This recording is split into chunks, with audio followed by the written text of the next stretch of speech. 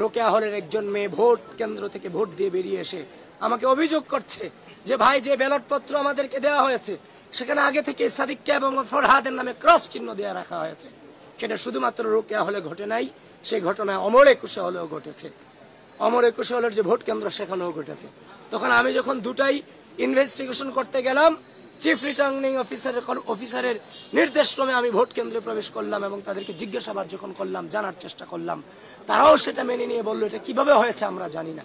সুতরাং স্পষ্টভাবে জানিয়ে দিতে চাই, যেহেতু ঘটনা দুই জায়গায় ঘটনা ঘটেছে, প্রমাণিত হয়েছে, তার মানে এর আগেও অনেক ব্যালটে সম্ভবত আমরা যতটা নিশ্চিত হচ্ছি, আমরা জানি না কত ব্যালটে আগে থেকে চিহ্ন ভরে ব্যালট বক্স ভরে দিয়ে রাখা হয়েছে, সেটা আমাদের এখনো পর্যন্ত আমাদের জানা নাই। যেহেতু ঘটনা দুইটা প্রমাণ পেয়েছি, তার মানে এরকম ঘটনা আরো ঘটেছে, এটা নিঃসন্দেহে এটা আমরা অনুমান করতে পারছি। 41 জন ব্যক্তির নাম তো মনে রাখা পসিবল না কারো পক্ষে। 41টা ব্যালট নাম্বার কি মনে রাখা সম্ভব? তা আমরা যখন ভোট কেন্দ্রের 100 মিটার দূরত্ব থেকে যখন আমরা আমাদের যখন ব্যালট নম্বরগুলো দিচ্ছিলাম, এগুলো সকালে প্রত্যেকটা কেন্দ্রে কেন্দ্রে আমাদেরকে বাধা প্রদান করা হয়েছে, যেটা কোনোভাবেই মেনে নেওয়ার মতো নয়। তারপর হচ্ছে অমর একুশে হলের যে ঘটনায় আপনারা জানেন, একজন নির্বাচন কর্মকর্তাকে সেখানে বরখাস্ত পর্যন্ত করা হয়েছে। তারপর হচ্ছে যে আপনার বিশ্ববিদ্যালয়ে আমি যতক্ষণ পর্যন্ত ঘুরে দেখি বিভিন্ন ধরনের বহিরাগত ব্যক্তিদেরকে আমি দেখা পেয়েছি। আমি আশ্চর্য হচ্ছি, কেউ বলছি কুড়িগ্রাম থেকে এসেছে, কেউ বলছে যে আমি এই এলাকার নেতা।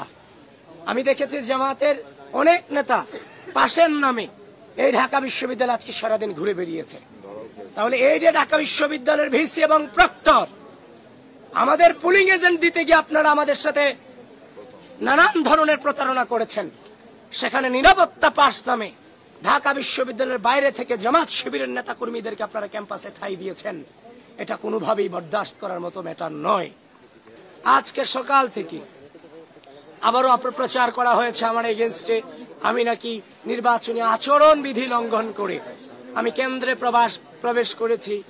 এই ধরনের মিস ইনফরমেশন, ডিসইনফরমেশন ছড়িয়ে বিশ্ববিদ্যালয়ের দায়িত্বশীল রিটার্নিং কর্মকর্তা আপনাদেরকে পর্যন্ত বিভ্রান্ত করতে বাধ্য করেছে। আমি আপনাদেরকে সাধুবাদ জানাই।